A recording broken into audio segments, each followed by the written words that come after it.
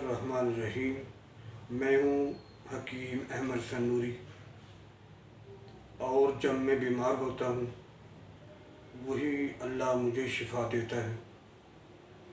आज हम आपको बताएंगे कूल्हे का दर्द। कूल्हे का वो दर्द जो बाती या री की वजह से हो,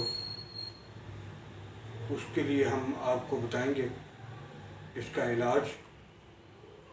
ये दर्द एक जगह से दूसरी जगह शिफ्ट हो सकती है, और इसे री या बाती की दर्द भी कहते हैं, जो कूल्हे में होती है और शदीद होती है।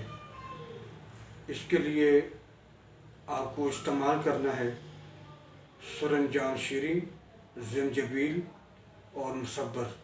ये आप बराबर वज़न लें, इसका सफ़ूफ तैयार करें, 1 से 2 ग्राम पानी के साथ इस्तेमाल करें। लगाने के लिए आपको कामयाब और बेहतरीन नुस्खा है, ये आप लगाएंगे इंशाअल्लाह आपके कूल्हे का दर्द जाता रहेगा। इसके लिए आक के पत्ते, आक की जड़ और आक के फूल, ये 25-25 ग्राम लेके 100 ग्राम तिलों के तेल में इसको जला लें। उसके बाद भून कर रख लें और इस तेल से आप मालिश करें। और एक सादा सा नुस्खा है, ये भी खाने के लिए है।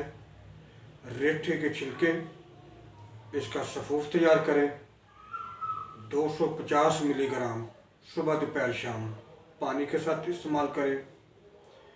बाती, गोश्त, तेज़ मिर्च मसाले, खट्टी और चटनी और शकील एशिया से मुकम्मल परहेज़ करें। कोल्ड ड्रिंक तक कर दें। इंशाअल्लाह आपके कूल्हे का दर्द अच्छा हो जाएगा।